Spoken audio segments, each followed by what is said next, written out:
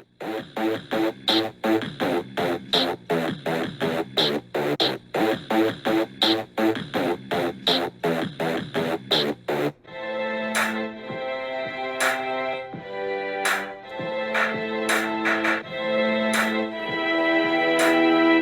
how did that situation work out for you with the location?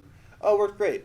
Um, yeah, yeah, so location, as I got a text back at later on that night. Now it was pretty late, and he was kind of like, hey, maybe I can have, someone open the door, and I kind of had to, kind of negotiate, someone just being there to kind of open up the door for us and stuff and everything, and it ended up working out. Okay. It ended up working out and stuff and everything, and so it's just those kind of unsung problems or situations or challenges or whatnot that um, you know if if you didn't if you didn't tell anyone about it, it would just go unnoticed. Right, Like right. it's one of those things that everyone would kind of you would assume that everything is just going great. Hey, we got this location. We've had it for this whole time. Cool. Yeah, we're filming in it now. Like, great. Everything was smooth. Great. Awesome. Cool. Great. Well, may have not have been that smooth. You know what I mean? Yeah. Like, it might not have been that smooth, and that's not attributed to anything that you guys, you know, did or are doing or anything like that. But it's just kind of behind the scenes, like what's like behind the scenes, behind the scenes that are behind the scenes. Right, Like it's right. kind of like that's what you have to get kind of used to as far as like what you're kind of handling, stuff like that. But you kind of other than that, you kind of play like, as a producer, you kind of play the human resources person as well. Mm-hmm. You're kind of people sometimes have issues with other people that are on the set and everything, and you're kind of that mediator between people, whether it's having to just, whether it's just having to talk to people separately just to, keep things chill, or whether that's having to kind of have a little small offset meeting, not offset but off of the film set meeting, with those individuals, just to kind of bullet down like what exactly is the issue, what exactly is the problem, is there anything that I can do to mitigate these people and like what they need and what's kind of going on and stuff. How can we get through our day? My thing is going click clock. You hear me? Got a cold on my side. I got an ace up my sleeve. Yo, here's a mic. Stop jacking cars and get a damn bite. Like, let me help you guys come to an agreement. Okay, rolling. As to how we can get through our day and how we can accomplish what we came here to accomplish. Whether you guys, make up or not, like what can be our middle ground here? What can we, kind of agree on? And so sometimes you gotta be that person. Sometimes you gotta be the person who doesn't pick someone on set for various reasons, or because it'll be more conducive to maybe the crew you got going on, or whatnot. Sometimes you got to make the hard decisions. A lot of the times you're the executive decision maker on the film set, so it's like you got your director of photography and your actual director. It seems like they're always kind of butting at it. They're always kind of whenever they're not having a good old jolly time, they're at each other's necks. You know what I mean? And so like you kind of got to be the parent of these two siblings. You know, one sibling wants to, you know, play with the other siblings, you know, toy and stuff, and you know they're not letting him play. You're not letting him play with. You're not, you know this and that. It's like, okay, well, do you want me to take the toy away, or can we think of a way that you both can play with this toy? Right. You know, you know, and it's a lot of those types of things are your responsibility. They're no one else's. No one else's responsibility. It's like, you know, the makeup person's not going to come over to the DP and the director and be like, well, I think that this is the better thing to do because both of you, like, they're over there, they're being quiet, you know, until we get this resolved, they're being quiet. You know, that's not their issue. They're not in charge of that. So there's a lot of duties as far as a producer that are unsung, that don't go along with really with like production as far as that goes. It's really just, I mean, if you're being a producer is all about being more of like a people person. If you're more of a even keel people person who is just really down to help others, really, honestly, the more selfless you can be, in my opinion, the better actual you know, thoughtful and trustworthy producer that you are. You know, the more selfless that you are, the more it's not about you, and more about the people who are helping you, and about you know, getting along. And things of that nature, the better that you will be as a producer, and the further that you'll kind of go with that. So yeah, you definitely gotta be that people person, be that kind of mitigator, and you know, always keep it chill. So I guess another question that has to do with getting the production together is funding. Like, what are the steps to do that? Funding, yeah. A lot of so the first question is, or the first answer is, I don't know. Yeah, like yeah. this, whenever you ask anyone about funding, doesn't matter what level, they're usually like, I don't know. You know, I have no idea, because it's different per project too. You know, regularly, I would say that, you know, if you're getting a short film going for a film festival, or if you're getting a pitch going to be possibly picked up for distribution and be monetized and stuff like this, then a lot of your funding is going to be private funding. A lot of negotiation, a lot of networking, stuff like that to kind of get that going. It's not really going to be crowd funded. If it's wanting to go really far. Now, I have heard of instances where short films and things like that have gone to festival and that have gotten picked up from festival have been crowdfunded through Indiegogo and a couple of other ones and stuff like that. Plie. Deep breath in. Knife to center. And relax. So I'm not saying that that's not the way. Is that a way that you want to go? Do you want to manage a crowdfund? Will you be able to crowdfund your projected budget? If your projected budget is in like the millions, like crowdfunding is like not an answer. That's not going to be. It's probably not going to be close to being able to do that. If it's going to be in the thousands area, just to kind of get something going or whatnot, then that may be something a little bit more feasible. So it's really about, okay, how much funding do we need? That kind of goes into your strategy or your technique on how you're going to actually do it. But for the most part, I mean, private funding is going to be one of the biggest, and that's really just going to come from networking and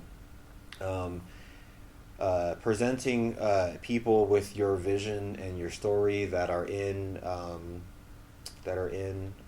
positions to be able to fund things. You know, as I was kind of alluding to, you know, before this interview,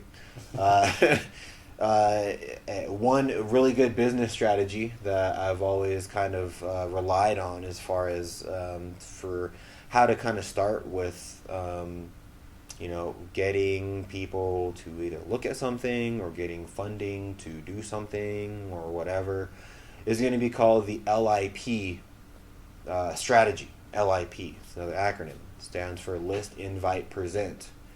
So first thing is first, you would make a list.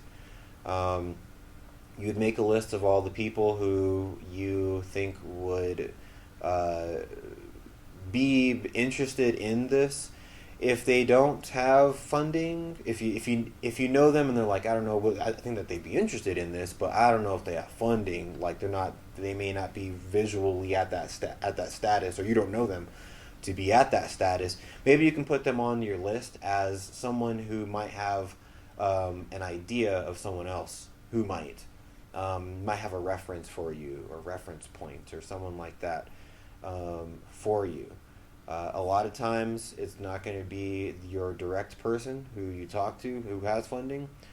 A lot of times it's going to be your second or third level, even fourth level referral down the line, who actually is going to be the person who funds your project and stuff like that. Like, so don't get mad if it's not like your mom. Like, you know, your mom doesn't have money, she's not, you know, this and that. She might still be on your list as far as, like, you might tell her about the project and be like, hey mom, who do you know? And maybe she might be able to hook you up with someone, hooks you up with the person who funds your vision and really kind of sees the vision within themselves as well. You know, for that. So LIP list. After you've listed people who you would like to approach with this idea, then you're going to go into the presentation. For the most part, whenever it comes to a film, the more is better. More is better. The less questions that they can answer, the less questions that they can ask, and the more answers that you have in your pitch to them before you talk to them is better. Number one, it answers their question real easily, and you have an answer right off the bat for it, which is great. But number two, it also shows that you are going to be responsible with their money. It shows you're going to be responsible. That's number one, probably. Yeah, probably, yeah, number one for sure, because there is ROIs, return on investment, that they're kind of looking for and everything too.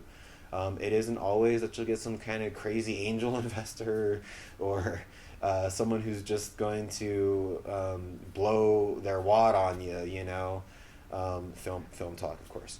Whenever it comes to that, no ideas. But as far as it goes, you're not really going to get a whole bunch of people who are just going to donate the whole thing to you, if ever. They're always going to be looking for something in return, and usually it's going to be an ROI, return on investment. So they want to make sure that you can actually do that. Best way is to show it. Through your actions and through how ready you actually are with your idea. I always say, and one of my mentors actually, you know, says, you know, watch their feet, not their lips. Watch their feet. What are they doing? Where are they going? Right. What are their emotions like? What do they have for you? How are they presenting? What are they presenting? You know? How much do they have, you know, and not really what they're saying. Right. what you're saying could be, oh yeah, I want to do all this and all this and all this and all this. Okay, well, what do you have? I don't have anything. I haven't made any steps towards trying to accomplish this. That's very low interest in that exact person on their own idea for this thing to be completed. It's a huge red flag, and you want to be very prepared. You want to have as much, in your pitch package that you can have. If you don't know what goes into a pitch package, just a few things. Obviously, it's going to be your script. If it's your pilot, it's going to be your pilot, written 3 times, and stuff like this, or more. I usually write it more. It's also going to be your projected budget, maybe a itemized list for your budget, exactly where the money is, the goal of the money is actually going to be going to. You're also going to want to have, maybe some visuals, like a lookbook, or maybe you even made something like a model, something to actually show that that you can actually even produce something, or whatever it is. They really just want to really know everything about the project. And the best way to know everything about the project is for you to have everything that goes with your actual pitch. There's a lot of other things as well. You can get online and kind of research how to develop the best pitch deck, or press kit that for whoever is going to be your investors, whoever is going to be seeing it. But a lot goes into your presentation. So that's going to be after you you invite. That's going to be the actual presentation there. So list, invite, so making the calls or whatnot, setting the meetings, whatever it is. Invite your mom to hear about this opportunity. I'm just kidding. Invite your mom or whoever it is to hear about your idea and your presentation, to present. And that's going to be your pitch, whatever it is, being more ready than a lot of other people too. A lot of times, a lot of investors have heard it all before too. If you're going to an investor who really invests in a lot of film, like a producer or something like that, they've heard it all before, and they're really they might be looking for someone who just has more, more forethought and material to back what they're doing. Other thing too is going to be star power as well. So if you can actually, if you can actually get with maybe by this point in your career, maybe you've met some kind of more so famous people, maybe some local talent, and maybe they know some more famous people to maybe be in your, or involved in your production at somewhere along the lines. This all goes into your pitch, but you can actually contact those more famous people, and you can kind of get a verbal agreement or whatnot that they would like, that they're going to get involved in some way. You can add that to your pitch, and you can say, hey, Mr. Investor, I got all this and everything. One of my friends has a contact with, Leonardo DiCaprio. And I got an email back from Leonardo, and he said that he would like to talk about it if we got it funded. Shit. Oh, okay. Makes a little bit better. There's a little cherry on top. The cherry on top really makes it, feasible within the investor's mind as far as the ROI, return on investment. If you have that star power, involved, and it can it can literally be something as easy as just an email. Yeah, I'll check it out if you guys get funding. That doesn't mean anything. That does not mean that you're going to get Leonardo DiCaprio. It just means that that's a possibility, and that's going to be more firepower for your actual pitch. Looking for this comedy gold. That's what I'm talking about. Score, that's where we'll be at tonight. Doing my comedy gold. With me, especially with comedy, you gotta have a notepad ready to go, so in case something comes to you, an idea, you know what? I had 4 great ideas on the crapper today. Can't wait to try them out at the open mic. I know that we were talking about like grants and stuff. Right. And so this is more so that's kind of for like the higher end, more so for the lower end and stuff like indie stuff and everything, just getting a little bit of funding, getting a few $100s to a few $1,000s together or whatnot, you know. That's going to be more of the crowdfunding type of way. Indiegogo is great stuff for that. There's other ones too that take less out of your campaign, but you know, it's, you know, you're going to be able to kind of do that. What we've done is kind of, you know, teamed up with nonprofit foundations and stuff like this. We have the New Mexico Film Foundation, and we basically just they don't give us any money as far as the foundation is concerned because they're a nonprofit, but the cool thing about being with the foundation stuff is that we get to use their likeliness and their image to be able to bolster our name, to be able to reach more people in terms of an actual entity that is backed by, you know, an actual project that's backed by an entity. Right.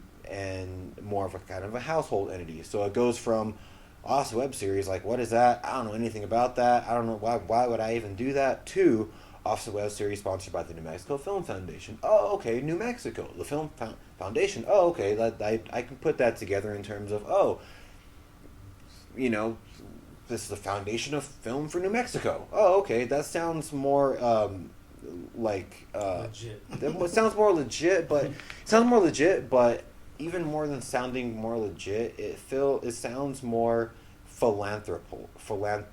more on the philanthropy, you know, level of you know, Like giving, professional comedy.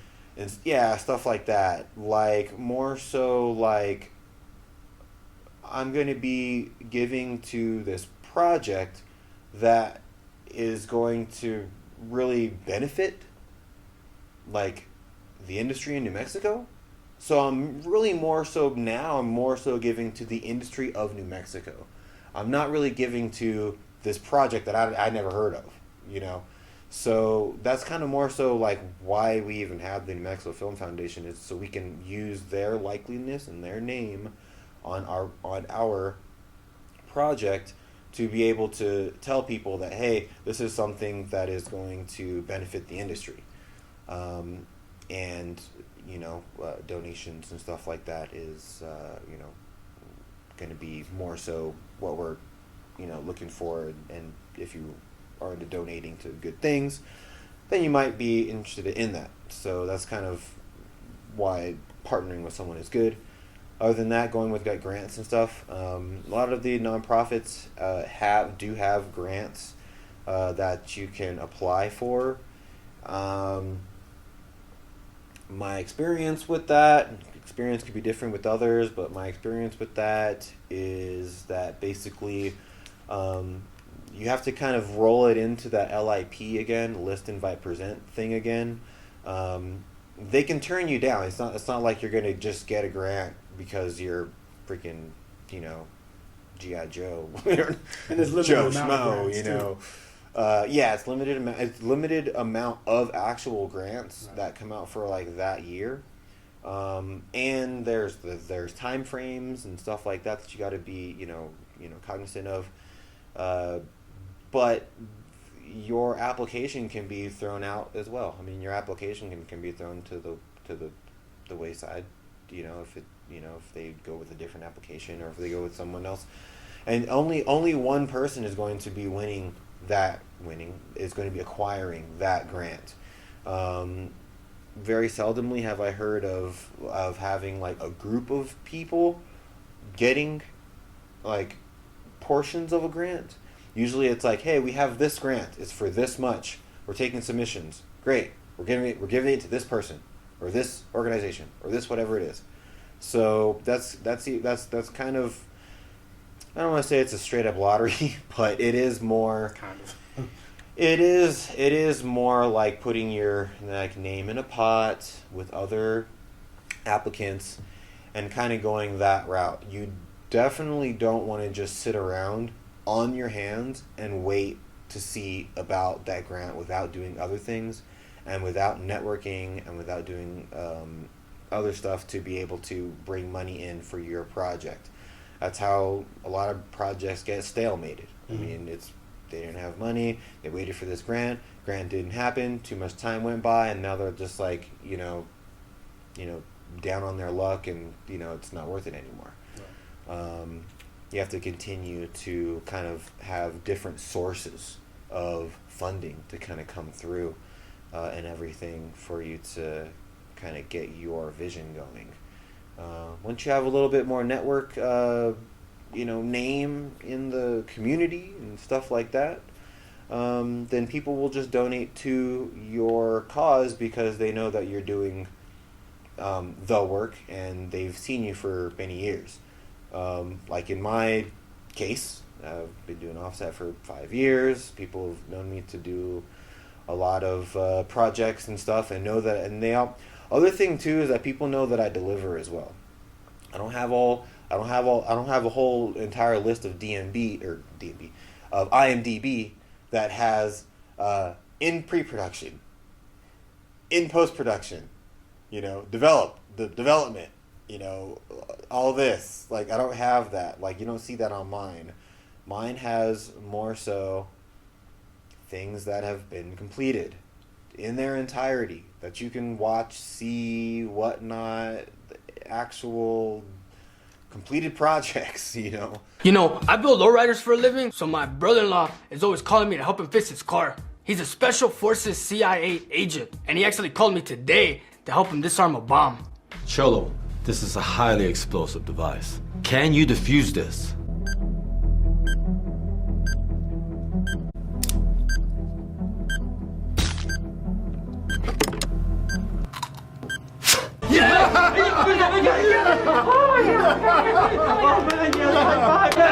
Hey, you sold me $20, homie. Man, you're lucky you found me. And I say that kind of like, kind of funny because, there's a lot of IMDb's out there that are not really completed projects and stuff. They have a lot of, in post and whatever and this and that. And that's okay if they're continuing to still work on them and they need more perfection and just more time to tell the correct the right effect of emotion that they haven't gotten yet and they're still working on it, then that's okay. Continue to work on the right tweaks and the right emotion that you're trying to convey. But hopefully that's the reason because if not, it also looks bad. Whenever you start things and you don't finish them. And so starting things and finishing things over a period of time just kind of gets the community to know that you are someone who does finish things. You finish things well, and they're usually good projects. They'll usually give to your cause because you're you at a certain time.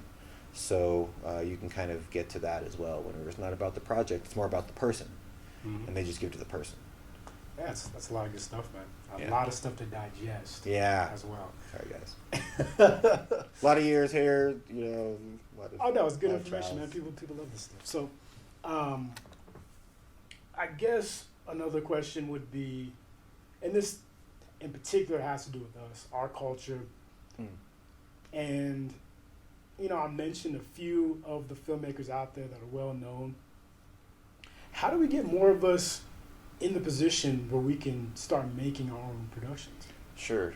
And you're talking about the regular person, or more so people in the Black community? Well, just people of color, but at the same time, People of color. maybe even youngsters that Okay. see the industry as a lot of elderly folk, or just people that have been in certain positions where they can get into the industry. Like, how are we going to change the culture around entertainment and what's presented to us in movies and films? Yeah, man. You know, there's a lot of things that I could say as far as, like, you know, what you should do and what you who you should talk to and all this and all the little particulars as far as the technical jargon that kind of goes along with it and everything. But with all that aside, it really comes from inspiring people, and you never really know who you're going to inspire. And it's really hard to inspire someone whenever you're trying to do it too. Trying to make someone like you. Trying like your hardest to, win someone's,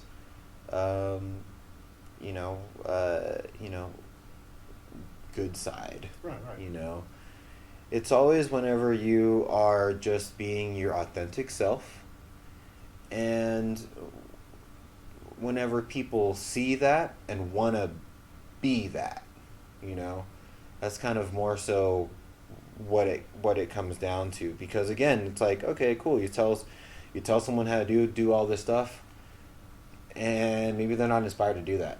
Actually, it didn't fuel their heart enough to continue on, and so they just kind of fizzle out, and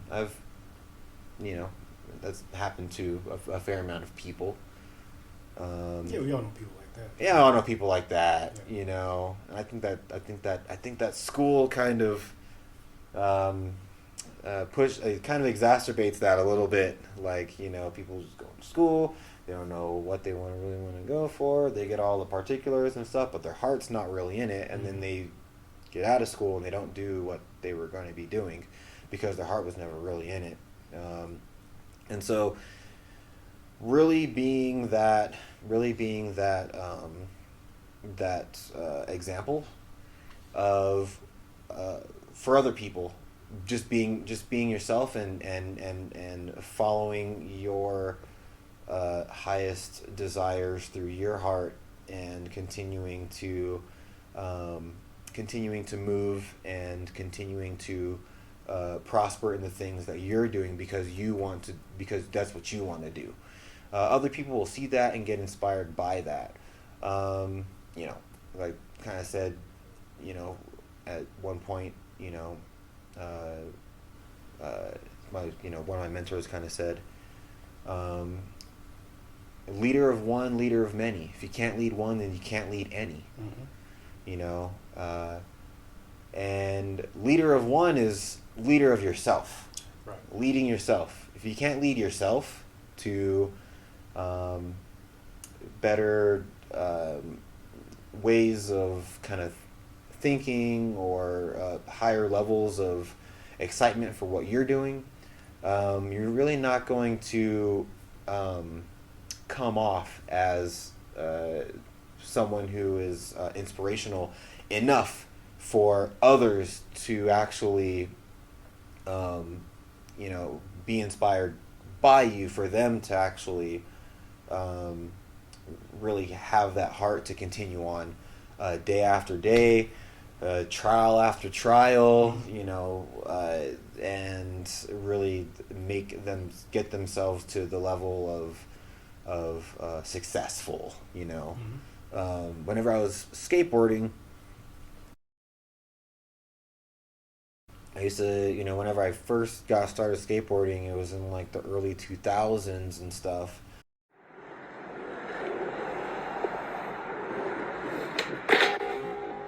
Early 2000s, people of color weren't really skating. They weren't It wasn't in music videos. Like, that was not chill. It was not chill to skate and be black. Like, that was a white thing.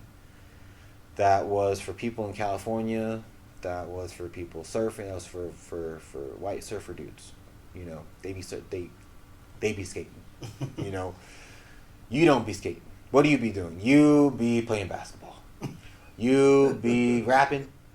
You be, I don't know, selling drugs. And I'm not saying that that's what we do, because guess what, guys? I don't do any of those stuff. I don't do any of that stuff. I don't do any of that stuff.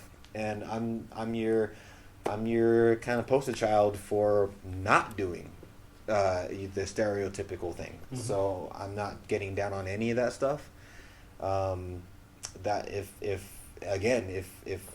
you're inspired by that stuff, then, you know, live your life, of course. You know, I mean, 20 years ago, we only saw Spike Lee and John Singleton doing movies at that type of level, you know. So yeah, we need to usher in all that at that type of level of what we can do, what we can accomplish. Mm-hmm. This is kind of what I'm trying to do. So that's good.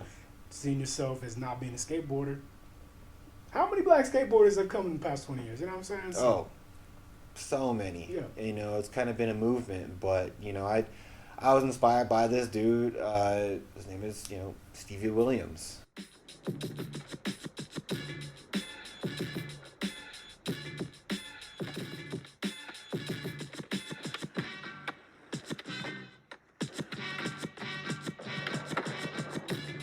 Stevie Williams out of Philadelphia, out in Philly. He had the baggy pants, you know. He looked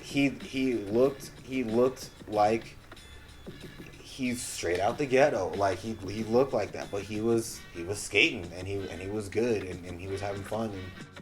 And he has a lot of interviews and stuff about how he came up and stuff. If you guys want some inspiration on you know, just going against the grain and kind of being yourself, right. And being putting up with a lot of pushback whenever it comes to going against the grain. Just say racism.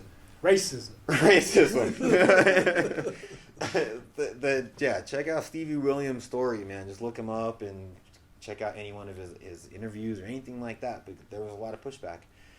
You know, that inspired me, because I saw someone who, you know, looked like me, who was doing something that I felt in my heart was exciting and was fun and was, you know, just something of a drive that I kind of had that I didn't really have for other things that were around me that people kind of were putting me in that box to actually do. Mm-hmm. And so what I'm saying is, by Stevie Williams just being himself and getting through his own life, that inspired me enough to be able to think that I could do the things that I wanted to do and get through my life, you know, the way that I wanted to live as well. And so going back to filmmaking and stuff like that, it's like, yeah, Spike Lee, you know, other people, stuff like this, that we have, you know, seen make films, but not only them. Now it's your turn. Now it's my turn, you know, to continue to make films and to continue my trajectory in my career, to kind of show people of, you know, color, or, you know, people beginning in offset web series of all, you know, backgrounds and things of this nature, different ages as well, that this is attainable. And, you know, and if it hits, it hits, you know. If it vibes, it vibes, you know, and you don't have to do anything else but just continue your path in the most you know, thankful and cherishing way, and people will kind of catch, you know, they'll kind of catch that, they'll catch feels on that, and maybe they reach out to you, maybe they don't, you know. Have I ever reached out to Steve Williams? No, but I'm talking about him right now in He'll this. see this. in this Thanks, Stevie. In this interview, and so it's not about them like knowing, sometimes it's just about you, doing your thing, and you showing up differently for people. The other thing is you never know who's watching you, especially in the film industry. Oh, yeah. Especially now, especially with digital and all this, and with social media, you don't know who is watching you, and so you always gotta just stay true. Always stay true and have fun staying true. I have fun staying true. Like, my my idea of letting loose and going wild is literally like getting on my diet, and purifying, going to meditation retreats, and stuff like this, really getting in tune, finishing a book, reading, stuff like this, and it wasn't always like that, and everything. I'm not saying that that's what everyone should be doing either, but that's what's true to me. A lot of people like, yeah, you know what, yeah, just go loose, start drinking again. It's your birthday. Get blacked out drunk today. You know what I mean? Like, let's have a good time. That's not really a good time to me anymore. You know what I mean? As far as just getting blacked out drunk and going crazy. Maybe my birthday would be more exciting to me by just chilling, hanging out. Maybe it's staying sober. Maybe it's having some time to myself up in the mountains. Maybe it's going skateboarding that day. Just really just being in my vibes, and if you're really feeling myself, you know what I mean, and that's either with friends or alone or whatever I'm kind of feeling, you know what I mean, and just kind of being true to myself, and always acting and being the part of Joe Lonesome. Gotta follow what makes you happy. Yeah, gotta follow what makes you happy. It's one of my mentors said, follow the feeling until the feeling's not to follow. Which means if you followed a feeling and you died with it, that was the plan. But if you followed a feeling until the feeling was not to follow, but led you to the feeling of another path that you followed, and then you died with it, that was the plan, too. So it's all about following a feeling. That's the fundamental part, and if the feeling is to just chill, hey, kick it, stuff like that. Hey, if you're a chill person, do that. If you want to wild out for your birthday, if you want to go crazy, stuff like that, if you want to just freaking ham it up and, just go wild with the homies and just say, F it, that's the follow that. Like, that's just a level of consciousness. It's a level of consciousness that you are at. And you can't overstep levels of consciousness. Why? Because the entire universe and all of existence actually falls on the level of consciousness that you are the most comfortable with, and that you have aspirations for. As I say to a lot of people, I would not be able to exist without you existing in the way that you exist. So I thank you and I cherish you for existing in the way that you exist, because you and the way that you exist hold all this together. And we would not be able to even be here without you at the level that you are right now. So have fun with it, and just know that whenever the next level comes to whatever time, then you'll be confident, and you'll have just as much fun as, going to raves and taking acid and stuff like this as just sitting at home and reading a book, So it's and cool. some of the stuff that you talked about, we need to do more. Spirituality, diet, and doing what makes you happy. Sure. I think that's 3 things we definitely need to do more as a culture. So, with Offset, with stuff that you want to do, what's next for Joe? Man, It's a loaded question. Of course. No, man. So as far as Offset's concerned and everything, it's been years now that it's been years with my own concept that I created back in 2017, and I have luckily been able to by just being me, my own actions, and having this thing that was just fun to me. Have been able to inspire a lot of people. And they tell me, like, me included, sure. You heard it, guys. I didn't say it, you heard it. Yeah, almost every day I get like a text or something like that or whatever. It's saying how much that the show did for them, or just, me being me kind of inspires someone to be them in some way or whatever, or this or that, or that, their day was better because, I exist in the way that I exist. So as far as it goes, like, I am always just so thankful for that, that I can just live my life and just be able to do that for people and not have to, strive to do that. It just comes naturally, and it comes naturally with everyone being who they are, where they are.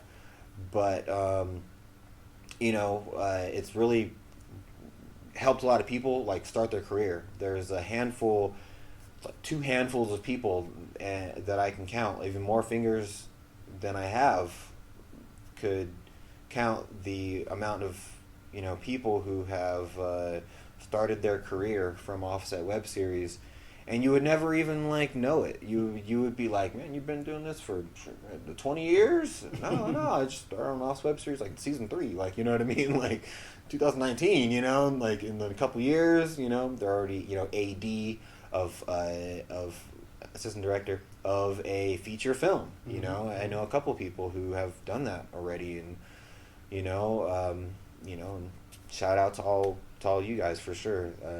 Very, very proud and super humbled that I was able to be a part of your life in that way, for sure, and everything. So as far as Lost web series goes, I really would like it to continue on. And it's as we said before, it's a great structure, and it's a great way to get involved in the industry, and it is super fun to do. For me, it is a lot of work, and I have put in a lot of work on it for the past 5 years. I am trying to kind of enterprise myself a little bit more in terms of going forward in a 6th season for 2023. Nice. And yeah, I'm kind of kind of trying to put together a bit of a like mentoring program to be able to get some executive producers on to the higher level of Offset web series production team, and to be able to kind of hand it off to them for the most part, and be able to kind of more so be back and forth in conversation with a smaller amount of people, to be able to continue the entire thing. So there is a small group of people who have taken part on Offset web series, and would like to continue to see it go forward. By all means, I would love to give them the opportunity for this to continue going forward with them in more of a driver's seat. So that's awesome. I would still be around. I would still be there. It's your baby. It's the baby. We just completed the filming of the 22nd episode of Offset web series. Nice. I feel like I got a 22-year-old right now that's ready to maybe it's maybe might even be done with college. What about an Offset movie, man? Offset movie, dang, what is this? It just came to me right now. An Offset like film. We've actually kind of bounced that around in the ethereals. That it might be kind of cool to get a lot of the cast back and kind of combined more so on one project, the universe of Offset web series. There is a growing universe that is all, you know, woven together through all of the episodes and throughout the seasons and stuff. We have had people reappearances come back onto the show. Ricky Fox, Rufio, he's been in every season as Rufio, and so like, you know, we have this kind of you know dialogue, you know, going on that kind of has the reappearances happening and stuff like that. So that's really cool. However, that would be a bigger undertaking in terms of it would just be a lot bigger of an actual combined project. If we wanted, I mean, a movie, if you're saying a 90-minute, short film, you know, a short feature. Yeah, short feature would be like 30 minutes, something 30, like that. minutes. Yeah, something like that. That would be more feasible. It would probably take the entire budget of a full season to be able to do something like that. But it's anything is possible. It's all accomplishable, if that's a word. If you have the aspiration, Right. for sure. Anything is doable whenever you have that, of course. So I don't know. I don't mean just throw stuff at you. We're gonna shelf that for now. But other than that, yeah, you know, I'm kind of looking to hand a lot of the decision making and the organizational duties to you know, people who have expressed interest in it and people who have been in Offset enough to kind of know our you know, values whenever it comes to that. The things we Wookiees will do to please our loves.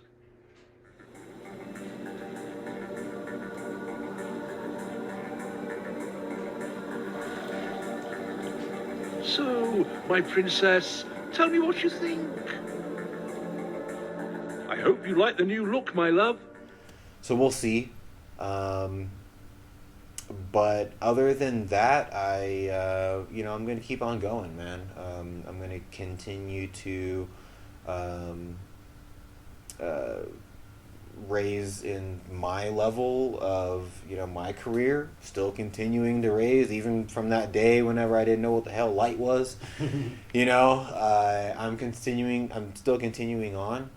I've kind of changed my approach whenever it comes to my message for any project that I want to put my name on.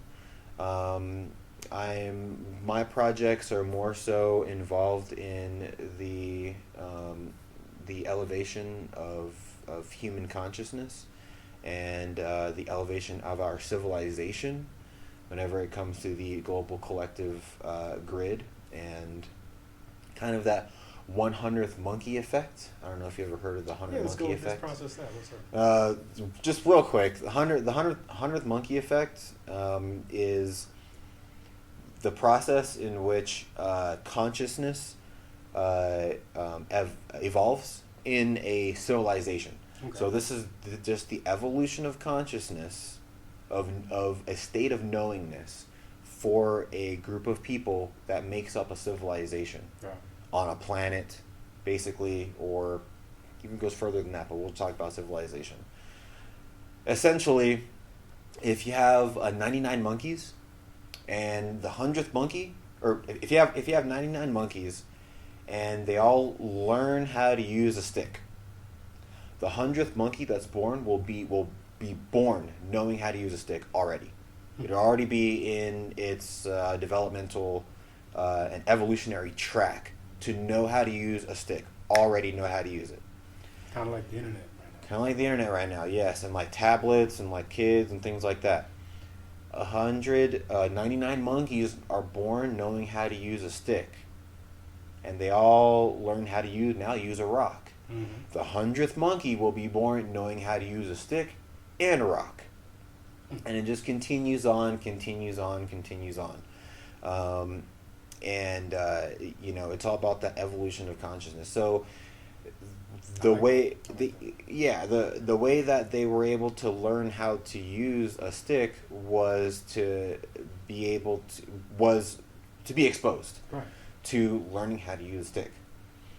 And so I'd like to use my producing power in the medium of telling a story through film to be able to expose people to higher levels of attainable consciousness.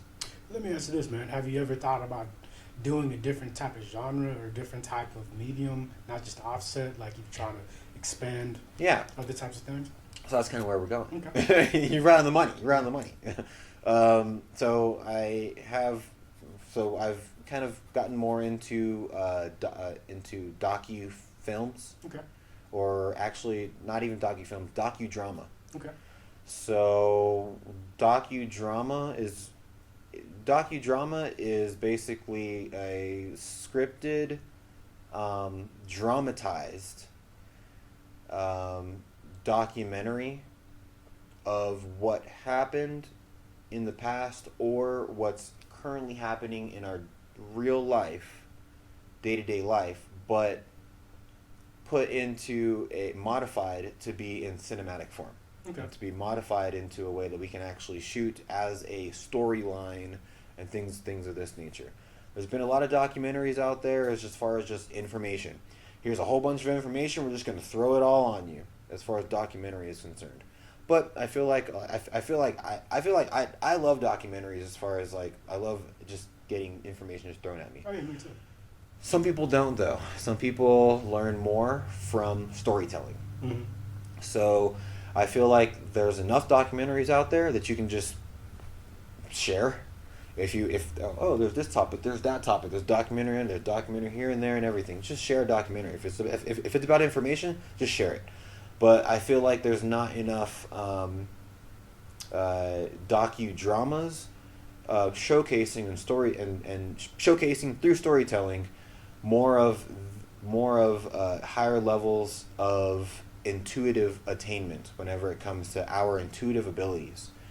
And so, which brings me to my Netflix pitch. So basically I'm pitching a show, series, for Netflix exposure. Okay. Not really to Netflix specifically. Honestly, if I can make it with a different network or a different studio, and then have the whole thing, completed, and then have that put on with Netflix, that would be more ideal. Just so, and I love you, Netflix. Hopefully, we can work a deal. But just so we can more so kind of keep the integrity alive. Yeah. Because it is a docudrama, it really has to be very particular and a lot more real than like fiction. As far as like what is on the screen, it can't be so fantastical that it just goes over people's like that it's like not like discredited, but like that it's just kind of pushed off as not possible. What's an example of a docudrama? Like a good example. I don't know. I don't want to name bad ones. Maybe well, just to get the audience just an example of. Yeah. it's maybe like one in. Well, I guess okay. So I guess one popular example like right now is maybe that like Dahmer. Okay. You know, that's kind of, you know, they casted him to be in, you know, the film, the show, and basically, you know, from that it depicted a lot of things that he did in his life and things, and you know, very heinous things that he did, and that's kind of more along the lines of storytelling a documentary. Okay. So it's almost like not like a biography, but it's almost like I get what you're saying. I get what you're saying. There's another one. There's another one, and this is for you ufologists out there and disclosure people. There's another one called Project Blue Book, and that's a little bit more along the lines of what mine's about. Project Blue Book, basically, for people who don't really know, back in the day, was a collection of extraterrestrial type of sightings, phenomenal sightings and stuff like that could not be explained by the military. Basically, they hired a astrophysicist or whatnot to come on board and to basically document these things and be able to explain them to not only the military but to the public as well. It kind of backfired a little bit because there was a lot that were not be able to explain and were literally phenomena on a different level, and so the government was basically saying that this guy is going to be debunking these things and saying that they're swamp gas and saying that they're weather balloons, you know what I mean, or atmospheric pressure or whatever, you know. And because he has authority, you know, people just believe him. Oh, okay. Oh, yeah, it was just that.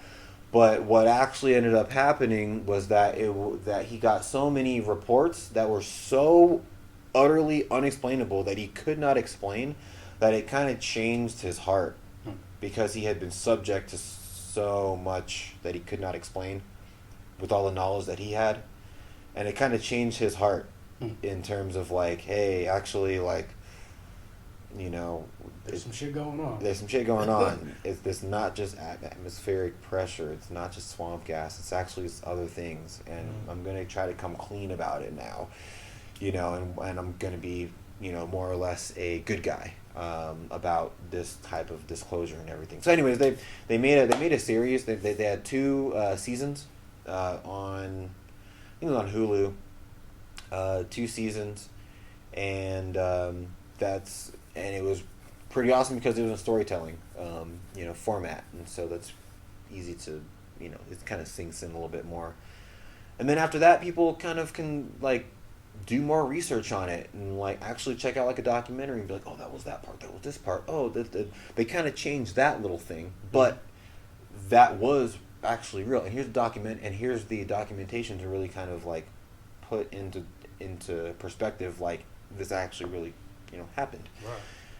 What that does is that exposes people to higher levels of awareness, and what that does is that exposes more of the 99 monkeys to higher states of consciousness that are attainable. Okay. And so within that comes the effect, and then within that comes the higher the evolution in higher states of consciousness for the entire civilization. And so, you know, I have a docu-series. I have a docudrama that is a series like that. I wrote 8 episodes during quarantine whenever we were all locked down. Wrote 8 episodes of the show. A lot of work was done during quarantine. A lot of work, so much. And basically we went ahead and filmed a trailer for it, a concept trailer, kind of a model for it. Remember that presentation, gotta have presentation. We went ahead, I spent my own money, spent my own, sold some crypto, sold some stocks, whatever you got to do. This is the private funding, which came from me at this point to get this first part going. I like what someone said. It's an expensive business card, is what it really is. It's a super expensive business card, is what this is. And you add it to your pitch and stuff, and that gives someone more of kind of a visual of like what you're trying to present. In this ADHD world that we kind of are in and stuff like that, it's a lot easier to kind of send someone a link. Hey, check this out real quick, for them to get kind of a feel of it, as opposed to like the old days whenever it was like, hey, I've got this pilot script and I'm just going to be working my script around. I'm sure that still works, but things have kind of changed a lot from that type of platform fanning out and everything. So anyways, long story short, that's what I'm working on now. 2023 will have this trailer pitch completed, and I do have a list, LIP, List Invite Present. I do have a list that I've been working on for about 3 years now. Okay. With people who have people in different positions who have expressed their interest in a lot of these undisclosed or disclosed issues. Also have expressed their interest in states of consciousness, in conscious living, as far as that's concerned, and also ancient abilities that have kind of been removed from our civilization, that have existed in prior civilizations before ours. All those abilities are still available within us. Like, it's all available. It's just that we have had a bit of amnesia whenever it comes to these abilities. And we still use these abilities, but it's on a very subtle level. And it's on a level that's not fantastical, like Jedi mind tricks, or moving that ladder right there, you know what I mean, just with my mind. There are things that you can move with your mind.